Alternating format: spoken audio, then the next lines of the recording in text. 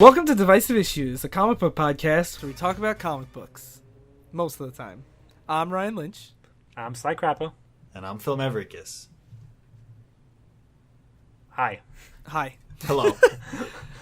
I guess I usually start talking. Yeah.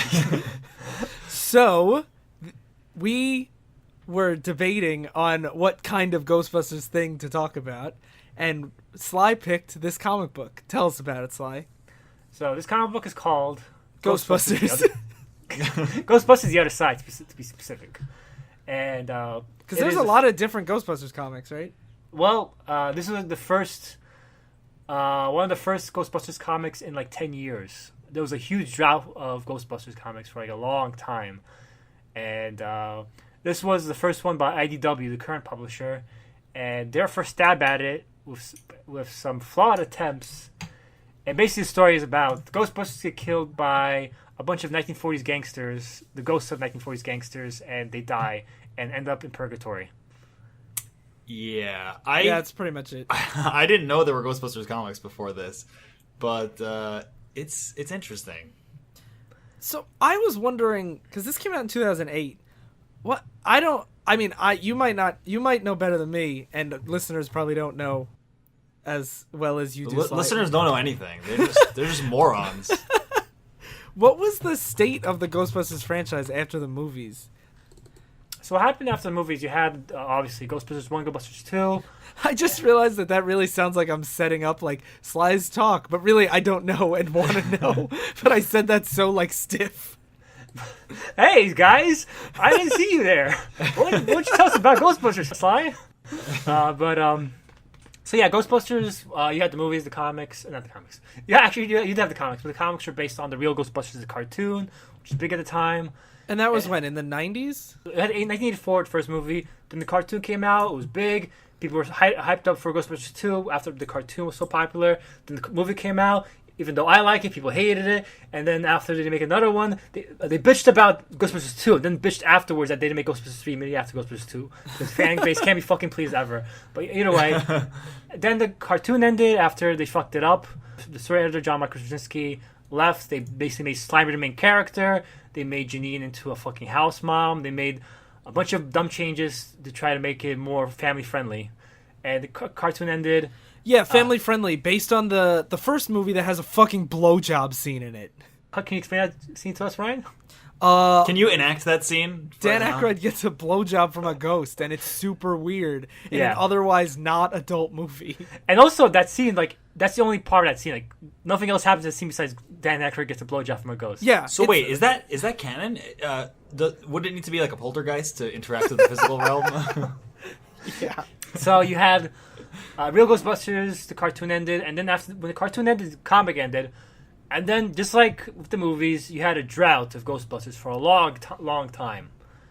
Until a company called 88 Miles Per Hour got the rights to the comic to say, we're going to make 88 miles per hour, because of course. Look how 80s they are. And they're like, oh, we're going to make a new Ghostbusters comic. And it was alright. I read it. But what happened was the company was really shitty and was poorly managed and went out of business before they could even get the trade out, apparently. And then IDW is a company which was built to make licensed comics. They make like the Metal Gear Solid comics. They make the My Little Pony comics. I've seen like some of their Predator comics around. Like they do a lot of tie-in stuff. Yeah. And so like, and they got the rights to it after 88 Miles Per Hour went out of business. And this was their first stab at it. And even though now like the fan base admits like this was kind of a weak entry, they were happy at the time just to get any Ghostbusters material whatsoever after like a fucking decade of nothing, literally nothing Ghostbusters related. Did this sell well? It sold well enough to get another miniseries and eventually led to a main series, which I read and I'll discuss in my recommendations. Spoilers. Yeah. Spoiling Sly again. After you screamed at me last week. So I actually wanted to, I guess this is a good time to ask. Obviously, Sly's a huge Ghostbusters fan if you've read all this stuff.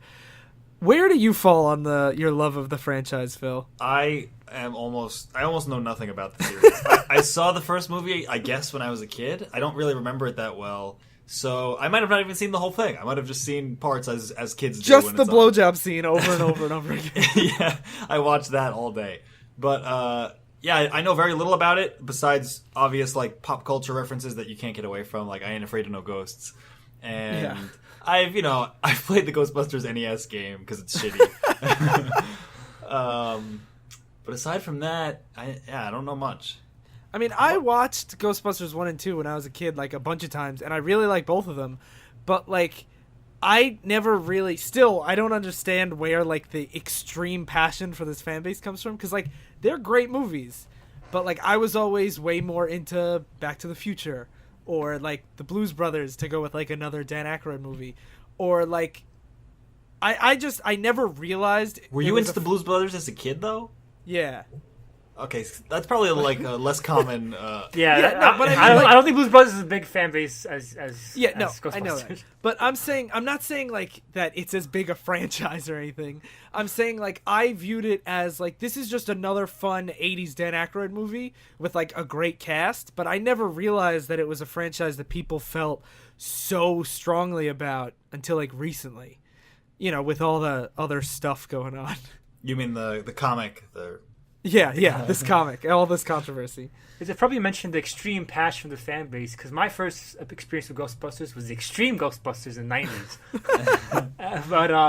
And that was and I bitched about the Ghostbusters fan base reaction to Ghostbusters 2. So they bitched that, we want a Ghostbusters sequel. Then they got it. And they bitched that, this Ghostbusters sequel sucks. Give us another. Where's the new one? Even though we bitched about the last one. And then Didn't they make a Ghostbusters video game recently that was basically Ghostbusters 3? Yeah, but like a decade later. Yeah, but like, I didn't hear anybody talk about it when it came out. It was good. It was good. It was a good game. Yeah. But the fan base also bitched. We're like, we need a new Ghostbusters cartoon. New Ghostbusters cartoon came out. Extreme Ghostbusters said, this is more PC bullshit. And that was the original Ghostbusters 2016 because it was a PC team of a female, a guy in a wheelchair, a black guy, and a Hispanic guy. And people were like, fucking PC bullshit. Ruined my fucking classic cartoons. But so is there something inherently like resistant to change about Ghostbusters that other franchises don't have? I don't think it's just Ghostbusters. First of all, I think the reason people feel so passionately about it is because as a kid, being into a franchise can do it for life. Basically, like, we got into Pokemon as kids, and it has like hooks in us forever. So I think when you get really into something as a kid, and then you get older and you see someone else trying to change what you love, even if the change might be good, people are generally pretty resistant to that. And like the reason I think we don't see it in other franchises is because it's not like you can have the Teenage Mutant Ninja Turtles become like diverse characters. They're always just going to be turtles. Ironically though, when they introduced the female Ninja Turtle, everyone's like, they fucking ruined the franchise with that, and like they never mention it ever again. I understand like the internet and fanboys getting super upset about these things, but I feel like with Ghostbusters it was a level that I like didn't see coming and didn't expect at all, and like I've never seen people so upset. We'll get into that at the end because we have a comic to get to. Yeah. Okay. Oh, wait, we read a comic? So what is the target demographic for this audience? Target demographic audience for this audience. Target demographic audience for this comic, guys. It's people that I don't know, because like it doesn't have any of the charm that the first Ghostbusters movie has, in my opinion. What about you, Phil? What do you think? I kind of enjoyed it. I guess I thought it was okay. If you're interested in seeing like a bunch of historical figures as ghosts, I don't even know if I would go that far. I didn't hate it. Here's my opinion on it. This actually will be the reason why I would give any grounds to like the people who are super obsessed over the original team, because I view this as a very not very. This is not a very good comic. That's what I'll say. But I do think when I read it, I really enjoyed it because these characters are charming. Peter Venkman's a fucking funny guy, and I think they get his voice. When you get his voice right, like they do here, it can make you overlook a shitty fucking story. I did actually think that they nailed a lot of the voices, especially Dan Aykroyd's. I don't remember most of the characters' names, so too bad. Igor, I guess, right? Egon. That's what it's so funny because they have in the new Ghostbusters comic they have people calling him Igor. He's like, man, he's fucking Egon, guys. No, fuck they you. do that. They do that in this one. Yeah, they do that in this one. That's what I was thinking about. But and like I actually had a hard time distinguishing because like I thought that they got the voices pretty well, but I feel like I was liking them extra because of the charm that Harold Ramis and Dan Aykroyd and Bill Murray and the other guy whose name I don't know. I forgot his name now too. Shit, I knew it all the time. Yeah. Ernie Hudson. You gotta eat shit, Ryan. Ernie Hudson. Yeah, eat shit, Ryan. I feel like a lot of the things, like I was really liking Egon's dialogue because I was picturing Dan Aykroyd saying it, not necessarily because I was enjoying Egon's him played in by the- fucking Harold Ramis, you piece of shit. Okay, well, what's Dan Aykroyd's character's Ray. name? Ray. Okay, Ray. so- fucking asshole. Sorry. So We're gonna get Ray's so many character- fucking shit. Just people saying, you don't even know fucking Ghostbusters. You're gonna comment on the new movie. You don't deserve to talk about this movie. Fucking That's not asshole. what I'm saying. I didn't say that.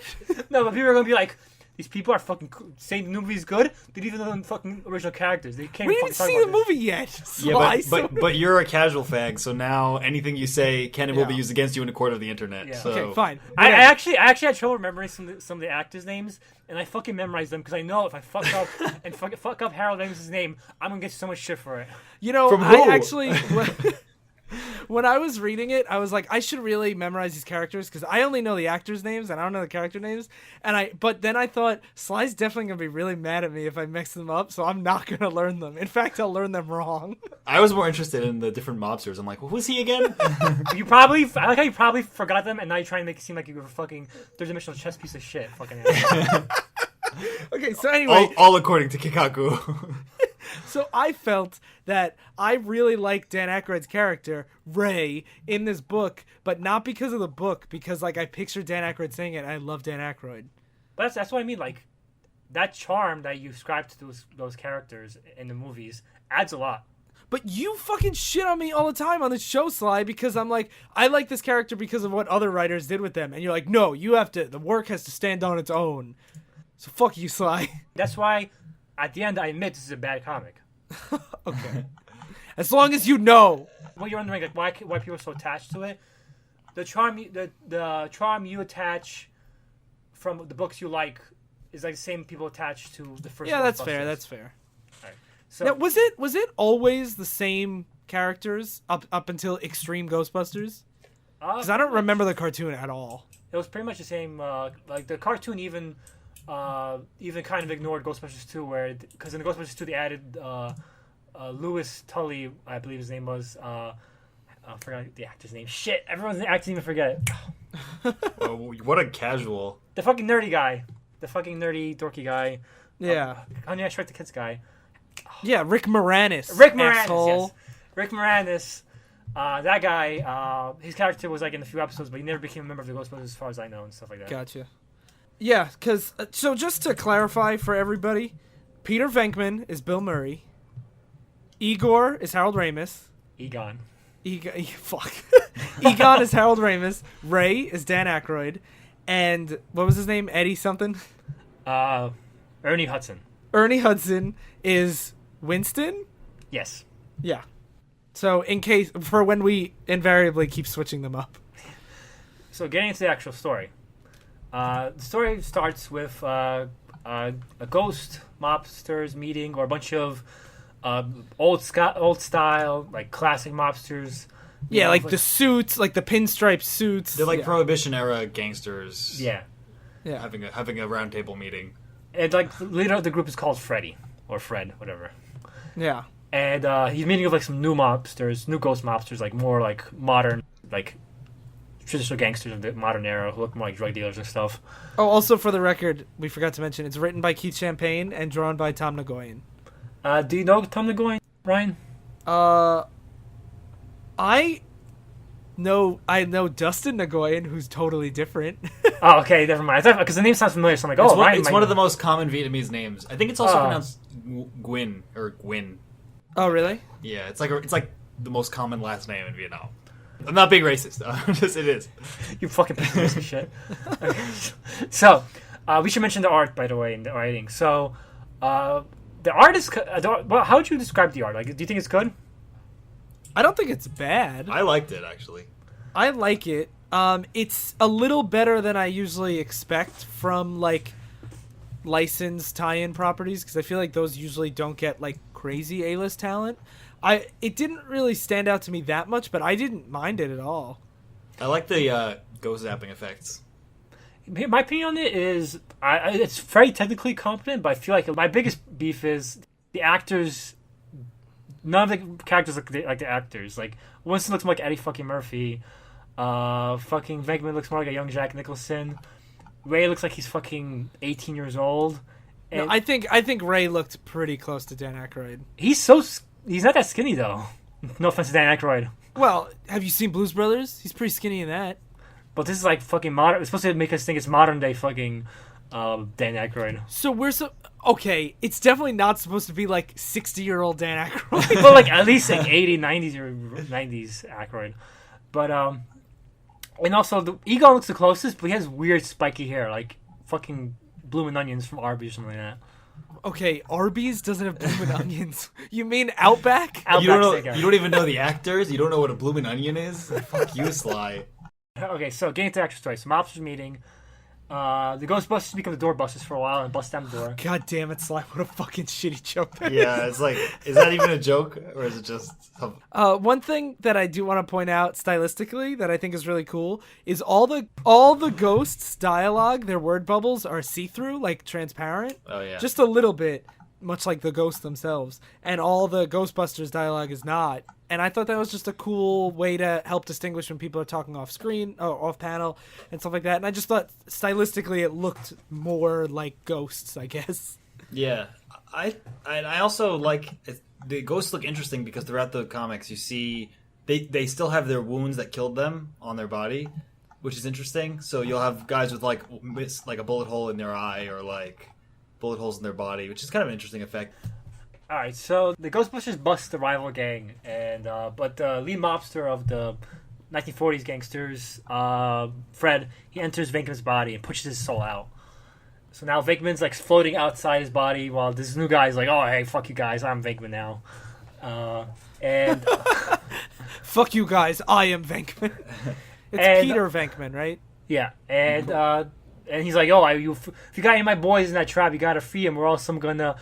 Jump out this window and kill your boy's body here, and Sly nails the impression once again.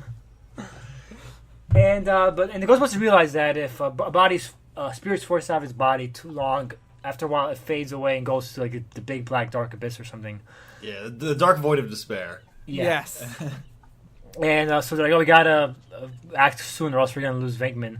And Venkman's fading in before their very eyes, and he's very Peter Venkman about like cracking jokes about what's going on, very casual. And so they Winston just runs forward and punches Peter Venkman and knocks him out, and the Fred ghost jumps out Venkman's body and jumps out the window, in a very actiony style. That's how ghosts work. Yeah, Yeah.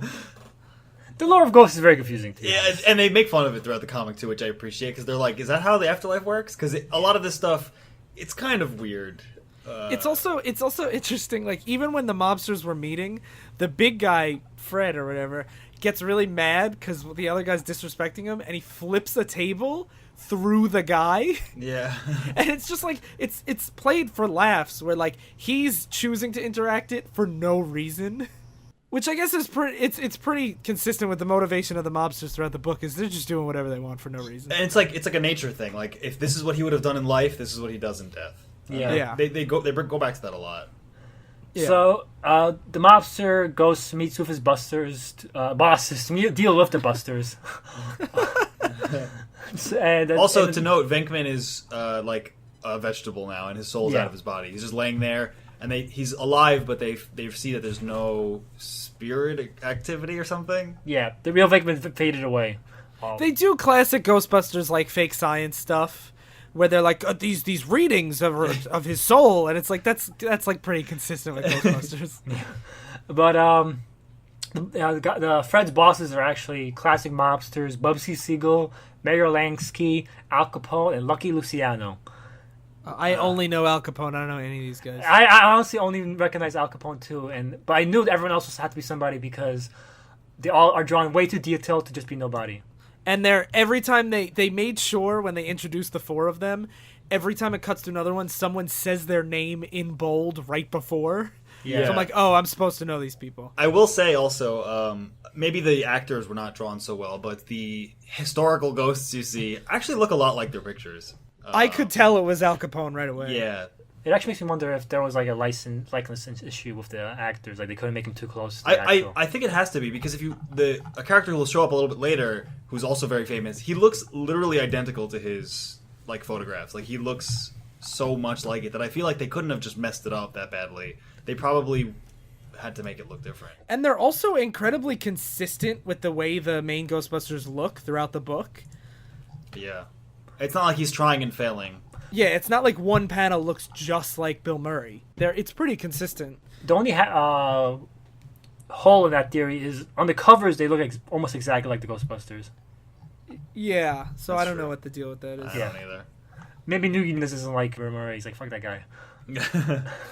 And so they take the Venkman's body to station, and they're eating pizza, chilling, and they're wondering, oh, what happened to Venkman's body? And Venkman's body gets up and starts moving and starts exiting the station, and Ghostbusters like, oh, we gotta go follow him and make sure nothing happens. I actually like the scene a lot for a couple reasons. One, you get a lot of... This is when you first see Ray being like the super smart, like overly sciencey, like goofball when he's reading through all the books and everything. And then they find out that he's not awake, not because he's ignoring them, but like because Venkman's body, he picks up a slice of pizza and then throws it on the ground, and they're like, Venkman would never waste pizza like this. He must be possessed. They think he's sleepwalking at first, and they're like, oh, that could happen, I guess. But I haven't read that book yet. Yeah, that's volume 2. Yeah. Also, I love how like carefree they are, that the books they get from the library are apparently like incredibly rare tomes, and they have open cans of soda like sitting on top of them. Yeah. And like, right, even though like I kind of dumped on the book a little at the beginning, it does capture the Ghostbusters world and tone pretty well. Yeah, like that you mentioned, like they have these ancient tomes and they have soda cans carelessly nearby them. That's pretty much Ghostbusters in general. Cause Not nearby them, on them. Yeah, Like but literally on top of them. But like Ghostbusters in general are a bunch of fucking reckless scientists fucking blowing up courtrooms and stuff, trying and using their knowledge for profit. Like they're a bunch of reckless fucking assholes. Yeah, like literally. and that's why they're so fun. Yeah. So so Peter Venkman's walking out of the station. They follow him without their proton packs because they're in a hurry to catch up to him. And it turns out it was Fred possessing him again. And he's like, "Got you now, motherfuckers. My boy's here waiting for you as a trap here for you to come out of your proton packs. Now we're gonna shoot you all up, basically." Now, one thing that he mentions is they're like, they say like they look like ghosts, but those guns definitely don't look like ghost guns. Those are real guns. And if you look at the art, they're not. They're ghost guns. They are in the first scene, they're guns, and then the second scene, they're ghost guns. And then they're ghost guns again, then they're real guns again. And then there's a page that half of them are real guns and half of them are ghost guns. Maybe some of them couldn't get real guns, so they came with ghost guns. Oh, they used to fake him out. And I don't think that's an artistic error. I think that's more of the colorist. Yeah. But, because all the ghosts are like light blue and the guns are like black. But I just thought it was really funny that they explicitly say in the dialogue, those are real guns. And then you look, you're like, no, they're not. And so then Winston's like, oh, I'm going to take them all while you guys run back in and get the proton packs.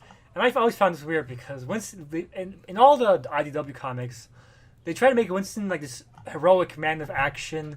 He's like good with kids and all this shit. All the stuff that comes after this, you mean? Like this stuff too. Like he's like, oh, I'm going to punch this guy out and hold these in the mouth. And and he punched out Peter Venkman saying, "Oh, no talking. I work with my fists." Winston was like never like this in the movies. Maybe he's like this in the cartoon, but he was like the token black guy in the movies. Yeah.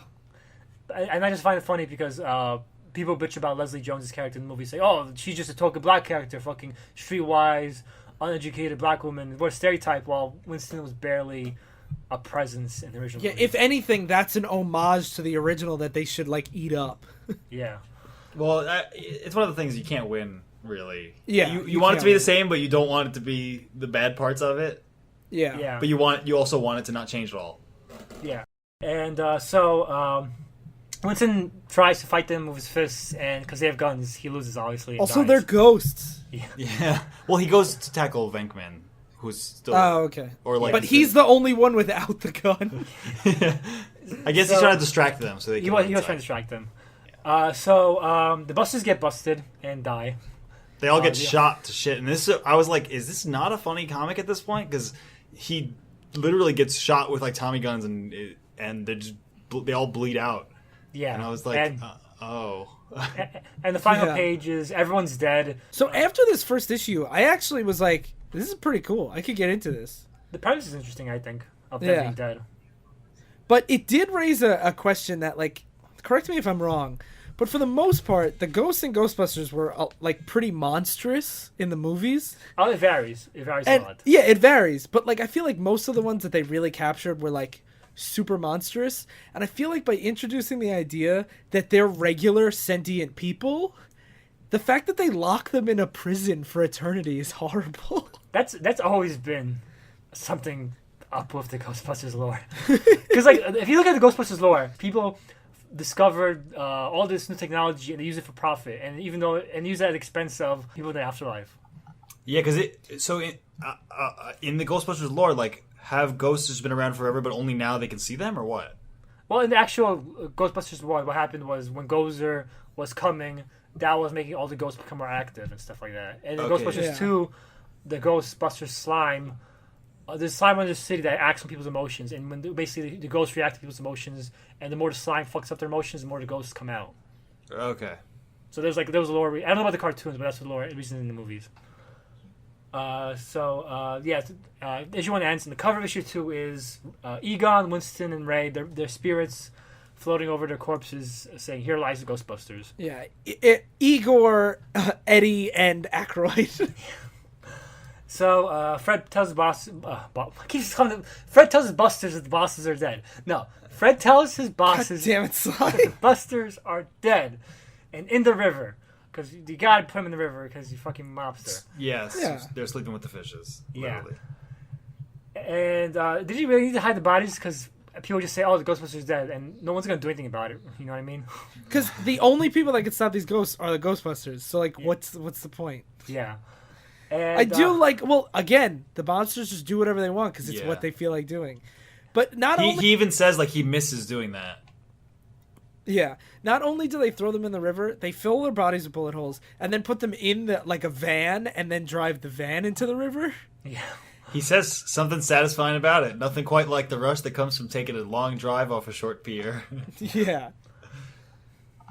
So the Ghostbusters are in purgatory because it turns out they're not due for heaven or hell. So that means they can't rock yet. God damn it, Sly!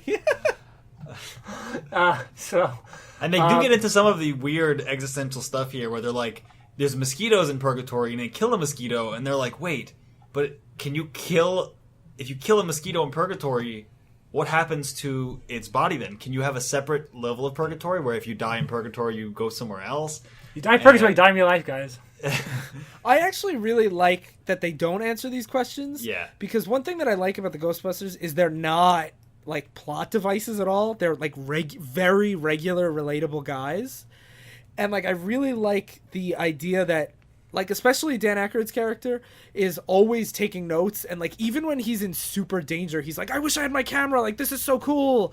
Yeah. I want it like, and I love the idea that they keep asking all these questions that he basically is like, this is something to ponder for later. And like that to me was my like high point of this whole book, was just like watching them actually be scientists and not like usual fictional scientists, which are guys that know all the answers to everything. Yeah. I bet too. There's like a fascination and whimsy to it that makes them interesting. Yeah, exactly. And it keeps it really fun. Yeah.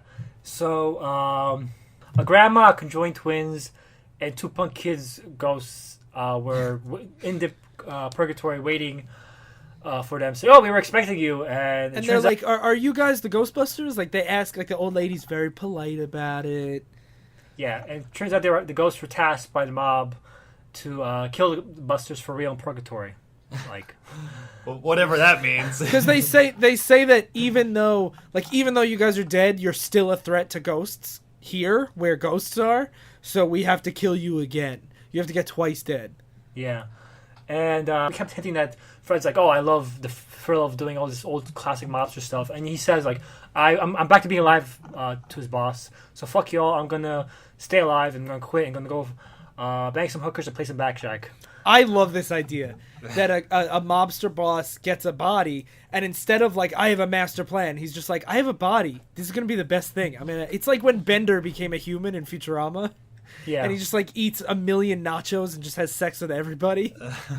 Because like, if they're Prohibition era, they've been dead. They've been ghosts for like way longer than they were alive. Yeah. Yeah. So like, I think that's a cool thing that he's like, okay, we did the plan, like in issue 1, so now I get to just hang out, right? And his boss is like, no, we have to be grandiose villains. And he's like, nah, fuck y'all. Yeah. And he says, what are you gonna do? Yeah, you're a bunch of ghosts. I'm a Ghostbuster. I ain't feeding no ghosts. And They reference the I ain't afraid no ghost in like every single issue. They do. Also, that we have Ryan over here saying nothing personal, Igor, instead of Egon, yeah. the grandma. Yeah. But the old lady says, like, oh, nothing personal, Igor. And he's like, my name's Egon, motherfucker. Fuck you, Ryan. He says to break the fourth wall. He looks right at the camera and he says, fuck you, Ryan, you're a piece of shit. Fuck you, people are reviewing this in fucking 8 years down the line, whatever. What a high stakes math game you just played, Sly. So the Busters beat up the Ghost Gang and escape into a crowd of other ghosts. But they lose Winston in that crowd. And they start calling his name, saying, Winston! Even though they're trying to fucking blend in. Like, they're in the middle of this crowd yelling, Winston! But I think that fits with the Ghostbusters, like, just being a bunch of goofballs. Yeah, but they're almost gonna die here. If these ghosts catch up to them. They also, one thing I did think was really weird about this issue, nobody seems to care that they're dead. Yeah, I know. Like they're like, whatever. They joke about it, too. They're like, it sucks being dead. Ha ha ha. So, what was it? So they get away, but from the crowd and everything. But the ghosts, the ghost gang catches up with them. Now with a ghost army behind them, and they start chasing the Ghostbusters. And they chase. They meet someone very special on top of a cliff. Donald Trump, a demon who says, "The borders shall not be breached. You will be punished." Yeah. So they basically chase him on purpose to the borders, and at the borders of Purgatory, there's like these demons watching over the borders, and they build a wall and they make heaven pay for it. yeah. And then Peter Venkman appears and rips Donald Trump's tongue out. Says, "I'm sick and tired of you fucking talking. Get the fuck out of here." And he rips out his tongue and kills him to save his friends, which I feel is kind of harsh because the guy was just doing his job. Yeah. Yeah.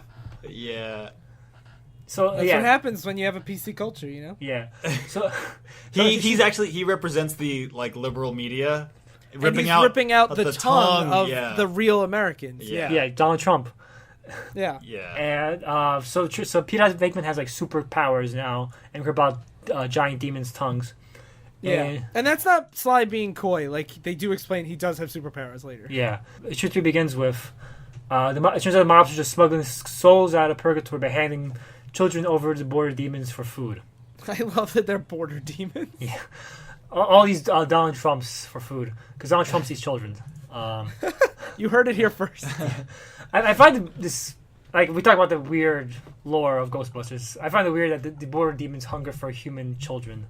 No, but I think demons wanting, like, innocent souls is super, like, regular thing. It's probably not they want to eat the flesh as much as they want to consume the soul. I know, they do explicitly say souls later. But, like, God presumably set this place up, so why would you put, like... But if you they do explain how, like, the borders are joint patrolled by angels and demons, and that there's a truce between the two sides, so that it's like a neutral zone. So it's like the mobsters are making a deal with the demons. Oh, I missed that part. Okay. Yeah. That makes sense. Yeah. So Venkman, while he was missing, he teamed up with Edgar Hoover and his boys. This was so weird to me. Yeah, So- this is when I was like, this is a bizarre thing that's happening. So basically, you have Edgar Hoover, the previous director of the FBI. You have Elliot Ness, who was the guy who caught Al Capone, and who was the third I guy? thought it was Ness from Earthbound and Super Smash Yes. Brothers. Yeah, it is actually. He's based on him. And this is what I was saying before. Like, Hoover really looks like him. I feel like that. Like, Yeah. almost like he was like, drawing off a photograph. Yeah, Peter Venkman says, "Sorry, Edgar, we didn't recognize you by your dress." Yeah, he used to wear dresses all the time. Yeah, like in secret. It's like it's weird. It's silly that he's here because his main role here is to just keep calling them pinko commies throughout every issue since like the last 2 issues here. All he does is just say pinko commies. There is one really good pinko commie joke though, where somebody says something and someone's like, "Oh, I'm blushing," and he goes, "I knew you were a commie, pinkos." And like the fact that he's blushing and turning pink is like, I think that's pretty funny. Yeah. So the Ghostbusters run in to save the children being sacrificed like idiots without Peter Venkman, and then they run out again in like a classic like, "Oh, we overstepped our bounds" comedy bit, and they run back to Venkman, and Venkman uses super ghost powers to fucking explode the fucking demon. Like, and they get showered with blood. Like, he super explodes. Yeah, his tone, his story is very off, but it's like in the first movie where you have fucking blowjob jokes. Yeah, well, I think like they try to capture the tone of Ghostbusters where there's pretty scary things, but it's still played lighthearted. Like the ghost in the library in the first Ghostbusters movie is terrifying. Yeah. But like it's still played like goofy. So I think they try to do that, but I don't think it translates as well to the page as it does in film with like an all-star comedic cast. It's hard to get that tone across. Yeah, definitely. So it turns out since Peter was forced out of his body and was sent to purgatory, he wasn't supposed to be here, so he's like a cosmic contradiction. So he's not actually dead, but he's in purgatory. So he's like doesn't have to follow purgatory's physics. So he's like. I kind of took it like how ghosts act in our world; they don't have to follow our physics. So because he's in the ghost world and not a ghost, he can like basically be like, you know how like our ghosts can fly around and like can go through walls and stuff. He could do the same thing ghosts can do in this world. Yeah. He's also super strong. Yeah. So also, this is my favorite line in the entire book, and why I enjoy this book despite its flaws. Seriously? Everyone say hello to Jeff. Turns out his mom wasn't so choosy, at least as far as names go, says Peter as he introduces his kid. Because of like you choose Jif the peanut butter? Yeah, choosy moms choose Jif. That's a dumb joke, Sly. Yeah, it really is. That is fucking classic Peter Venkman. Eat shit. The reason why I think it's dumb is because Jif isn't a name. That's why it's funny. That's why he makes a joke about it. He says, "Oh, it's no, I get it, but I feel like the more you explain it, the worse it gets. You guys don't know humor at all. You guys are fucking Neanderthals. Fuck you both. I feel like they only named him Jif so they can make this joke. But that's why it's funny. No, but it's like it's setting up this premise that like we're gonna make a joke about this kid's name, but like you only made the name so you can make the joke. I feel like it's not clever. Every fucking joke's not funny when we over-explain it, Ryan. Okay, I'm gonna fucking explain every joke you make from now on and make it not funny more. We'll see how you feel, you piece of shit. Jeez, Sly. I guess I'll have to choose my words more carefully. See, secretly Sly works for Jif as a marketing agent, so he's also, just really angry. Yeah. Skippy's way fucking better, you fucking idiot. I agree, but that's why it's actually funny because I feel like Skip is a better name for a kid than Jif. But you can't make the joke then. Exactly, and the book would be better for it. No, I would hate this book if not for this joke. This book sucks if you take the joke out. God, the one time I actually ate before we recorded, and now I'm starving again. So anyway, moving on. It turns out Winston, when he left, he was with his dead girlfriend. And his dead girlfriend doesn't do anything in the plot. This whole thing seems like a forced attempt to give Winston some depth and to feel super out of place. She also, most importantly, I guess died in a bikini, so she will forever be a ghost in a bikini. And she doesn't look ethereal like everyone else. She, just looks like a person. Yeah, black don't crack. And she's the only female... Right, guys? She's the only prominent female character in the story, too. Well, Grandma. Okay. The second most prominent female. But the grandma... I guess. The grandma gets punched in the face by J. Edgar Hoover. Yeah. Also, really weird, J. Edgar Hoover also introduces here that he and the 2 other cops were sent by heaven to investigate. And I feel like Hoover would not have gone to heaven. Or even if he would have, for God to be like, you're very trustworthy. A guy who it was pretty controversial in U.S. history. Like All right, so what Phil's saying is J. Edgar Hoover deserves to burn in hell. Okay.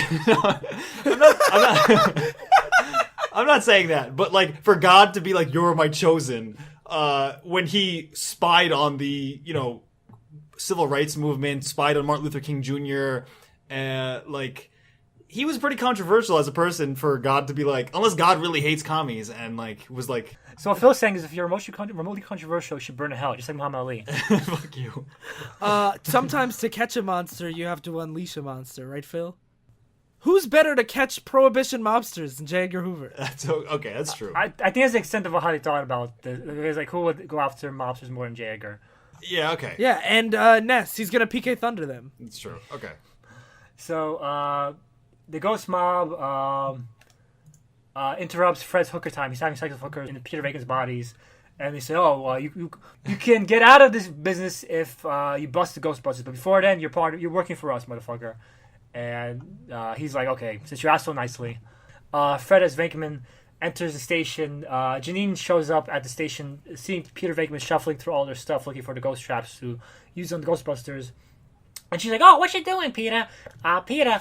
And he's like, "Lois." That's more of a Lois. Lois, I'm trying to get the Ghostbusters here. Get out of here. And but she's like, what are you doing here, Peter? And he punches her in the face, and that's the only appearance Janine has in the story, just to get punched in the face. Janine's one of my favorite Ghostbusters characters. I think she's hilarious. I agree, but it wouldn't be a Divisive Issues episode without me complaining about the misuse of a female character. All right, so we have three female characters in the story. Oh, the only three. Janine shows up just to get punched in the face. Winston's girlfriend was just there to be sexy. She has no plot. Does she even have a name? Yeah, I don't think so. She does, but I forgot it because they only mention it once. Yeah. And the old lady who also gets punched in the face and is evil. I've never seen someone get fridged in backstory. Yeah. Like, she says, like, "Oh, I died and it motivated you to be a Ghostbuster," or whatever. And it's like, we don't even get to see her death. We only see her being like, "Yeah, I died. I was stuffed in a fridge." And then people wonder why people want to have 4 female Ghostbusters to counteract all this shit. Yeah. And the GB talk about luring the mob to the other side. The GB, Great Britain.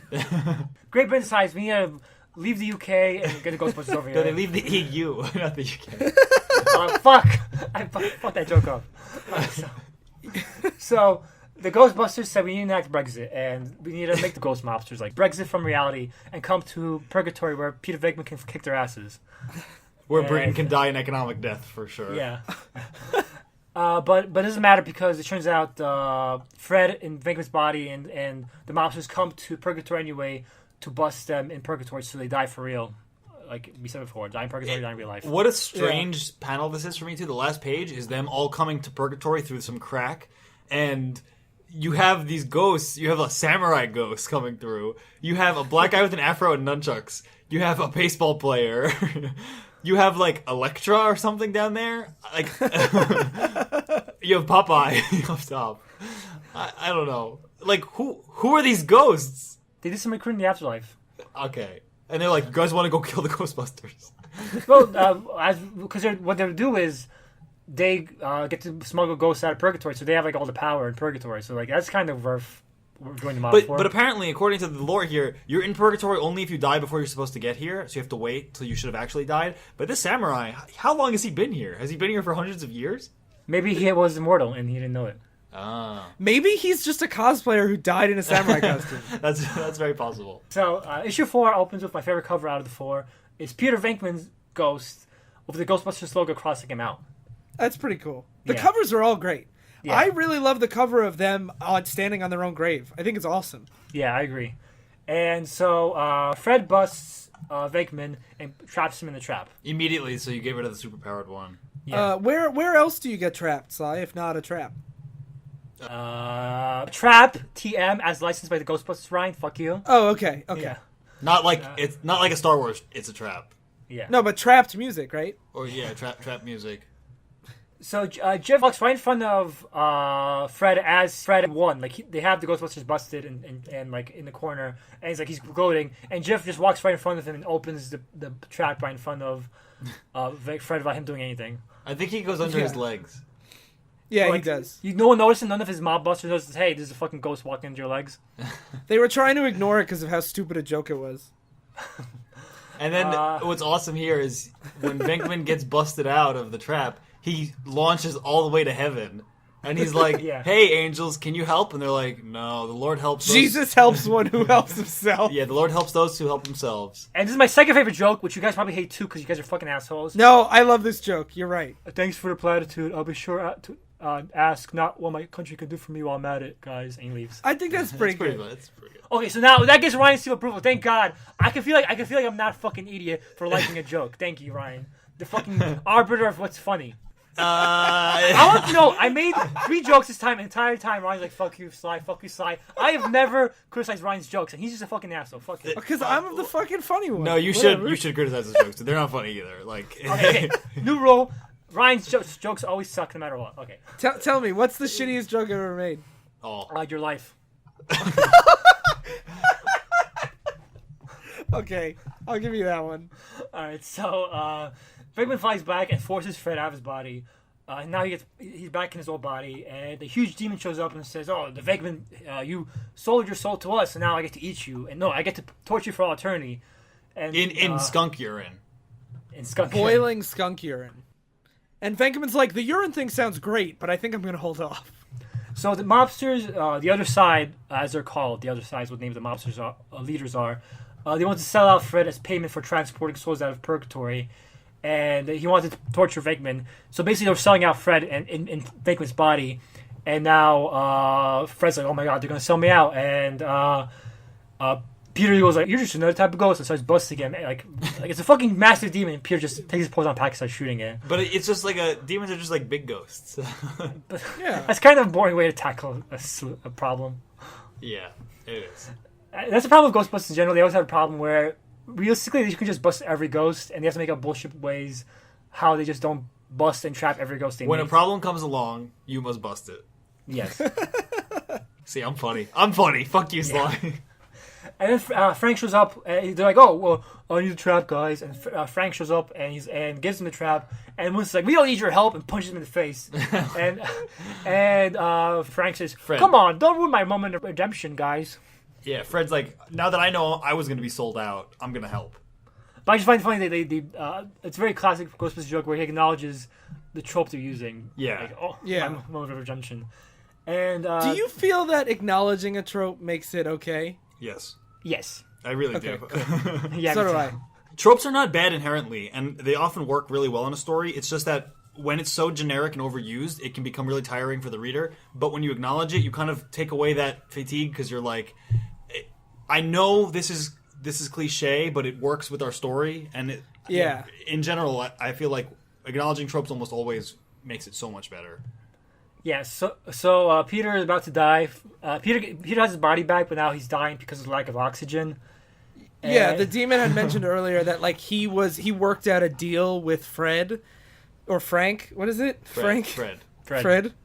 Okay, yeah. He works out a deal with Fred that he's the one keeping Venkman's body alive, and now the demon's gone, he's just like, shit, I'm gonna die. Yeah. But apparently the angels keep him alive enough to... they don't see the angels, but they see a white light, and the angels... Venkman can hear the angel's voice as he's being taken out of purgatory saying, God helps those who help themselves, but it also helps those who are looking out for him, too.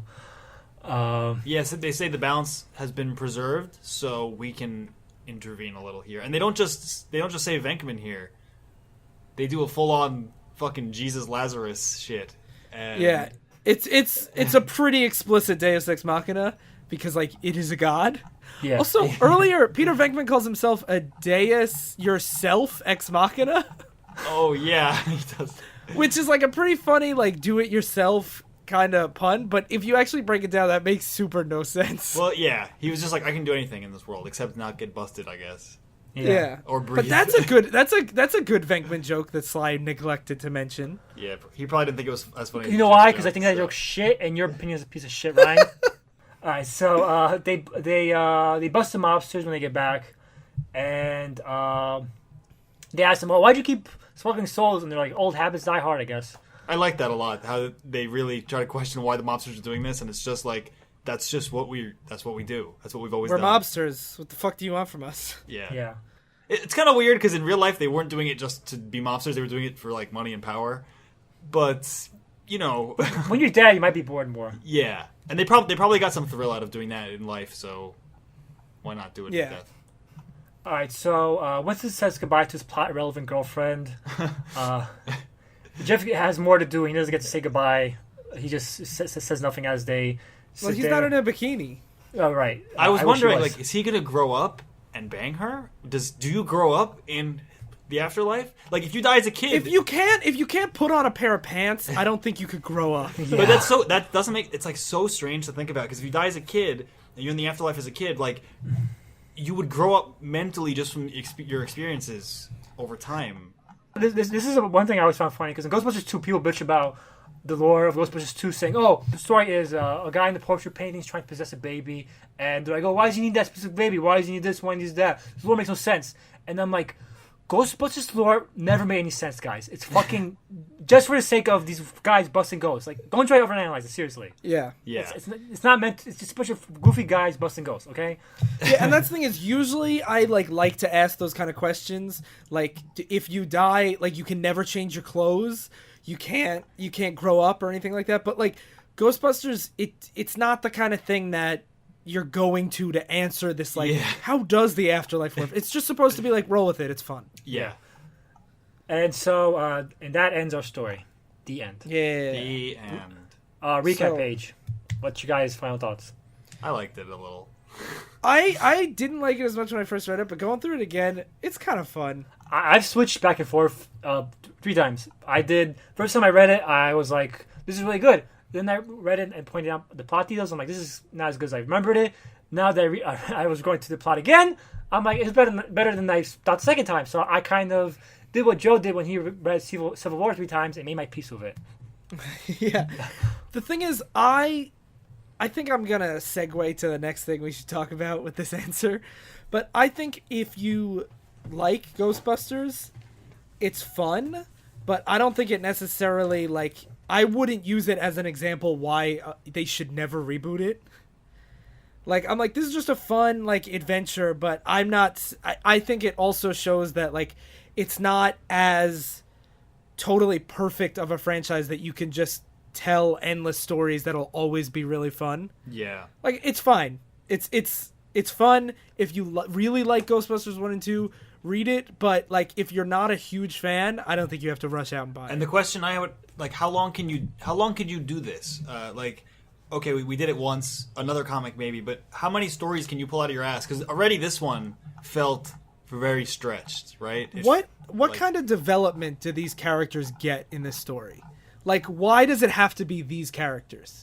What about this does it have to be Peter Venkman? Does it have to be The Egon? dialogue, just the dialogue. Dialogue is very Peter Venkman. Yeah, but, like, that's, to me, I was like, If you make this not Peter Venkman, this goes from like a 7 out of 10 for me to a 5 out of maybe even yeah, 4. and that's the thing is, for me, I was like, there's nothing inherently character driven about this.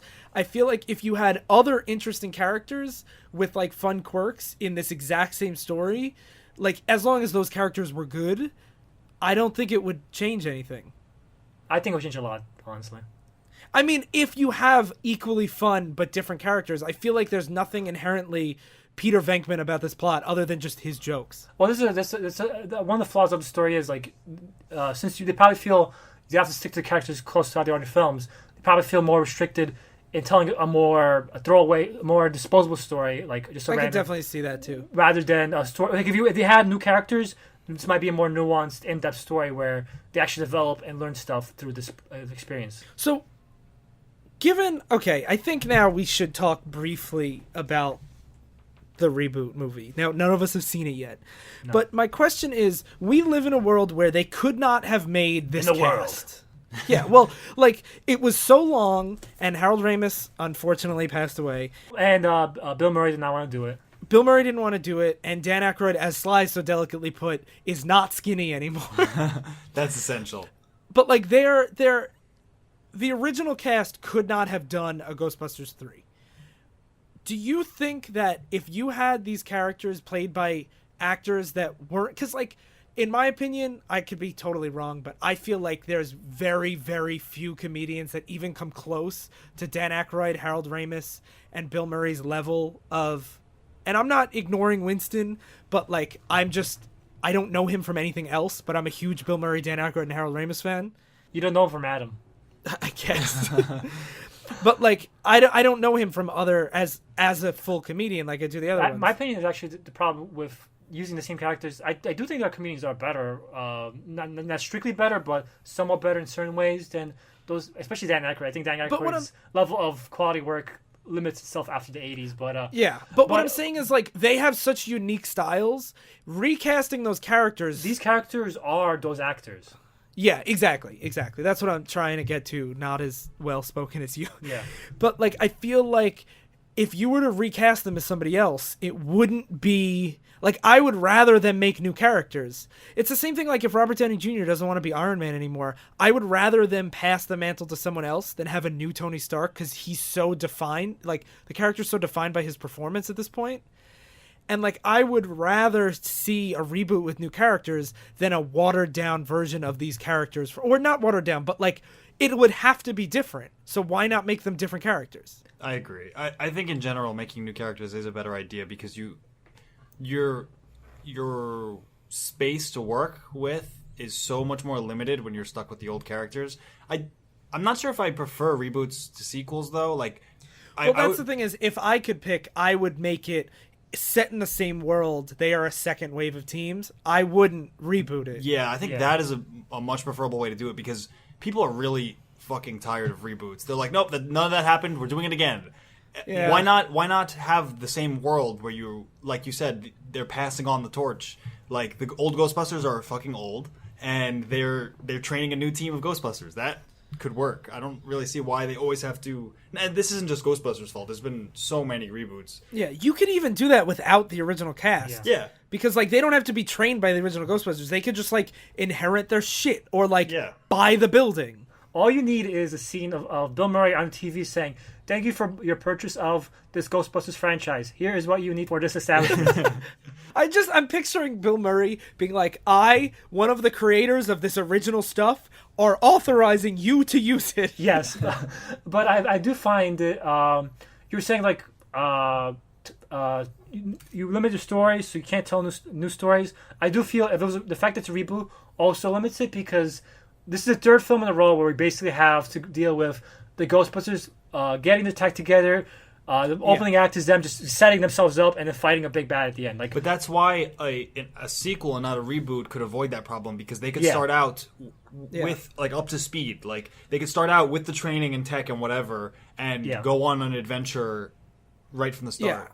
Now, having said that, we haven't seen the movie yet. Yeah, I'm talking about reboots in general. Yeah, I don't know how much time they spend on that. It's the same thing like when they announced that they were making another like high school Spider-Man movie. Oh God. I was like, are they going to go through the origin? And they said, no, you guys have seen that enough. He's just going to be Spider-Man. And like, that's, we know. Everyone knows. Like, and even the Ghostbusters, they don't have an origin. They're guys that bust ghosts. Yeah. That's it.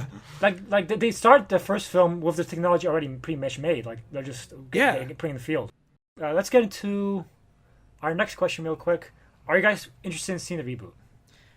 I really am. And it's, like I said before, it's not that I'm the biggest Ghostbusters fan in the world.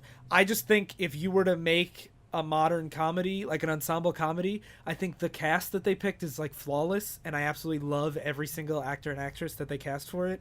So I'm just more excited, like I would be for any modern comedy, that I'm like, oh, I really like these actors. I'm going to go see it. But I'm not, like, emotionally invested in it. If it's fine, okay. If it's great, that's awesome. I got to see a great movie. If it's shitty, oh well. I'm personally not very interested because partially I'm not into Ghostbusters that much. Like I said earlier, I don't usually see comedies. If I go see a movie, it's usually going to be a drama. I don't like a lot of things. That's Phil. I hate fun. I hate joy. No, I'm not into those kinds of movies. This is why you fucking hate my jokes, isn't it, Phil? I hate comedies because of Sly. I agree with you, Phil. I usually don't go to the movies to see comedies. I like wait for them. But because of the backlash against this movie, I'm going to go pay money to see it because I'm like, fuck you guys. Why are you being so mean? That's the only thing that's interesting to me is the controversy around it. But in general, I'm not very interested. I'm also not very interested in all these 80s reboots. Like, I haven't seen the new anything, RoboCop or... it's forgettable. They're all shitty, basically. Most of them are forgettable. Yeah. There was actually... Comic Book Chick was talking about this recently, and they're talking about 80s reboots in general. And... they were talking about like the now the focus is all on the international market, right? Because our generation in America doesn't watch movies as much in theaters. Like we just said, we're not going to watch these comedies in theaters, right? And she brought up a good point that until 1994, no American movies were allowed in China at all. So they didn't get RoboCop, they didn't get Ghostbusters, they didn't get anything. So so this is, and even now they have long boycotts until certain dates that no American movies are allowed in theaters, just so their Chinese films can catch up. And so now that really brings up the point that most of these reboots aren't made for like artistic purposes. They're just made because none of these artists, international artists, have seen it before, and they're a very easy way to get that charm and that appeal to a new audience that haven't seen this stuff before, and just make a quick buck. I didn't know any of that. That's fascinating. But also, I don't know. That's basically only the case for China, because everywhere else... No, Russia too. Russia came... I guess Russia. so. We also live in a hyper-nostalgic society now, though. I know, but like most of these films don't do that great in America. It's always the foreign box office that really I drives know, but this. I'm saying in general, like across the board, in our politics, in our media, in just our like conversation, everyone is nostalgic now. I don't know if that's always the case. Maybe I'm just old enough now to realize that's how human beings are. I think that's how human But beings are. People always have been like that. But this bad? Yeah, you can find like stuff from like the 1200s where people are like, things used to be so good in the 1150s. Like, it's just, I guess. it's pretty common that people look back to like golden ages, because it's like how, what do they say?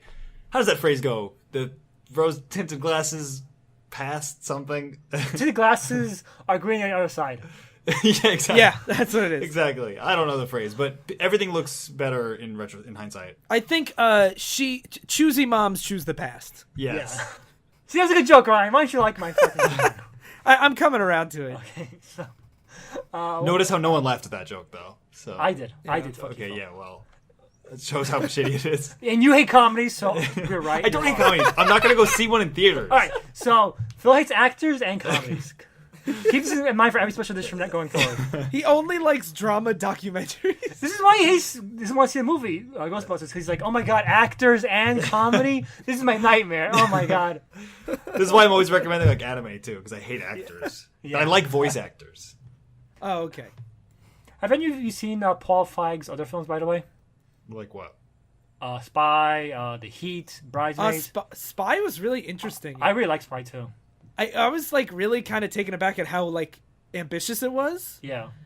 And I'm like, what else did he do? The Heat and Bridesmaids. No. I hear that I haven't seen Bridesmaids, but everybody likes it a lot. Yeah, that's a pretty Yeah. popular movie. I haven't seen it either, but I recommend the Spy, not from recommendations, but just if you want to get a sample of, if you want for any viewer, if you want to sample what the movie's probably going to be like, go see Spy. no, you've already ruined it. Yeah, I also didn't get why Melissa McCarthy was like so beloved until I saw Spy, and I was like, she's great. Yeah, she's a very natural comedian.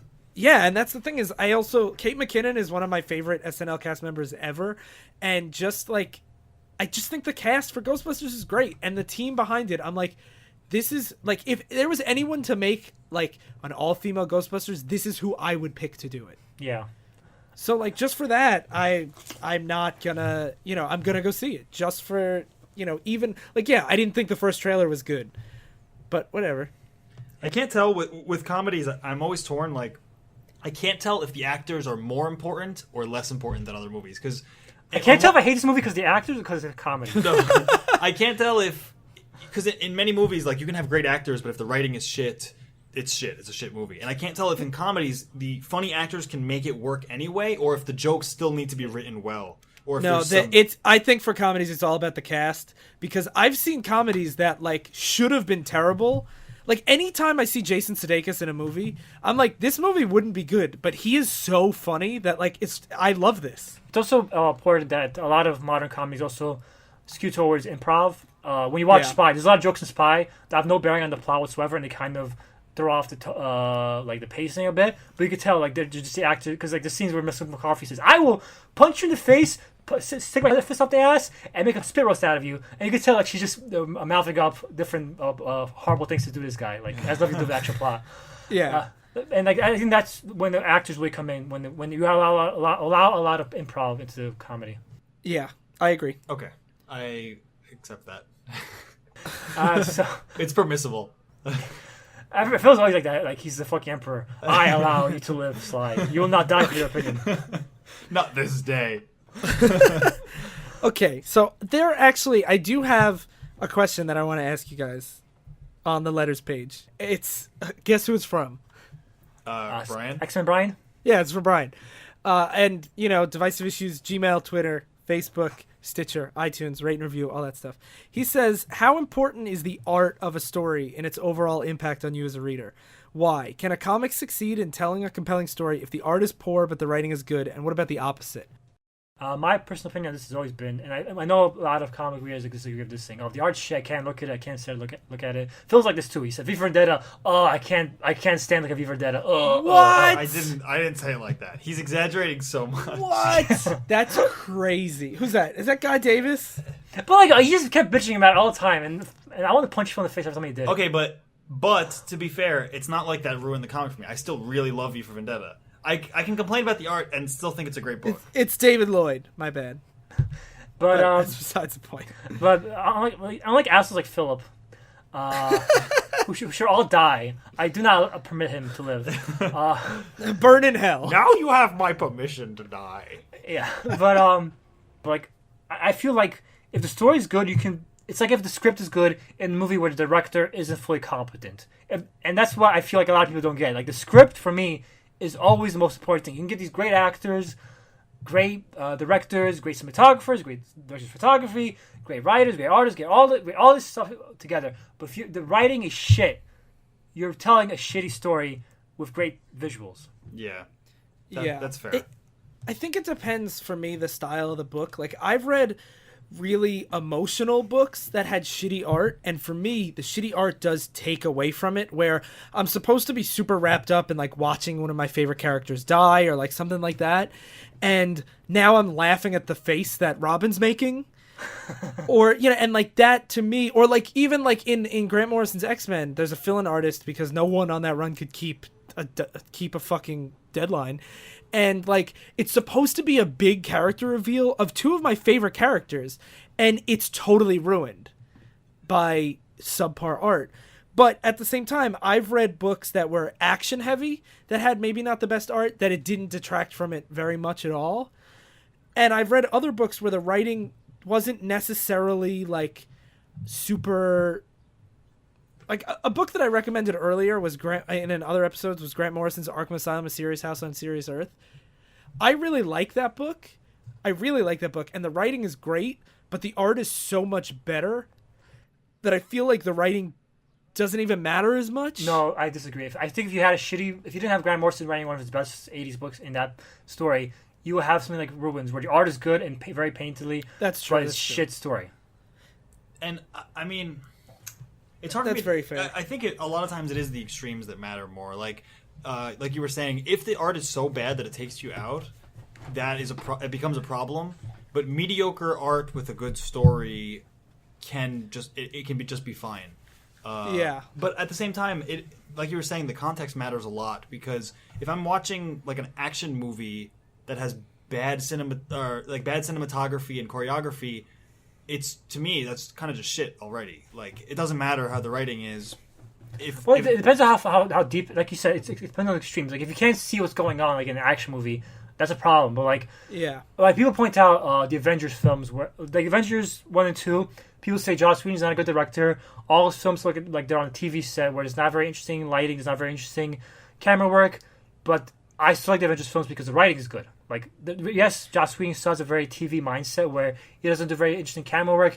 He has very weird angles and stuff like that. And it feels kind of very plain considering the grandiose nature of the story. But the writing is good, so I'm able to look past maybe not a great cinematography. I would also argue that many people's favorite Batman movie, The Dark Knight, has a pretty shitty script. If you really look at the dialogue in a lot of that movie, it's pretty shitty, but so the direction... It depends on your opinion. Like a cop grabs a guy and says, "Have a nice trip, see you next fall," and shoves him in a car. That's a joke that you like. You have No, made he that doesn't joke. say it. He doesn't say it. It's supposed to be a serious moment. Ryan, fuck you. No, fuck you. I'm not gonna let you get by on this. If that was Batman '89, you would say this movie's fucking genius. Fuck you. No, I love Batman and I, but there's fucking weird flaws in that too.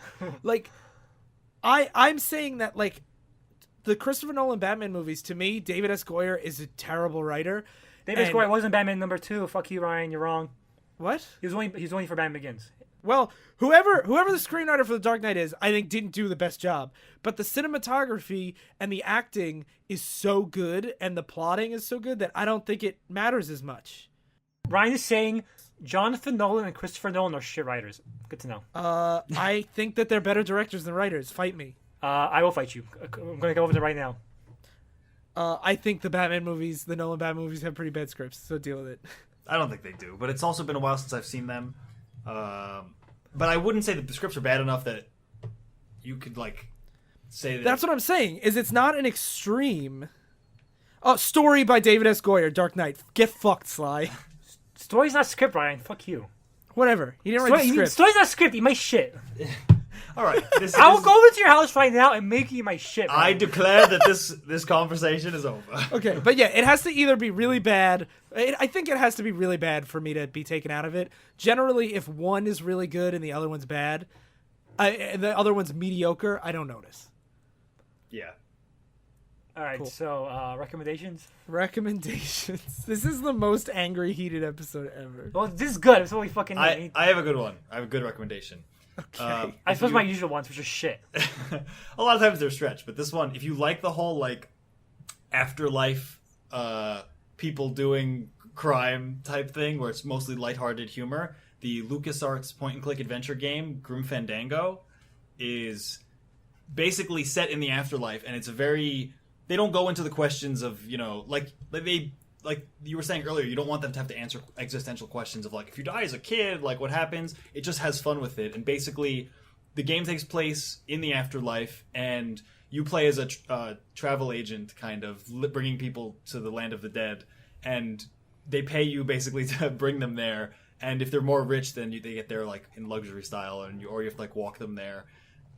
It's a really fun game about the afterlife. It just has fun with it and doesn't worry about like big, deep questions. I've heard such good things about it, but I've never played it. Yeah, me too. I would recommend it.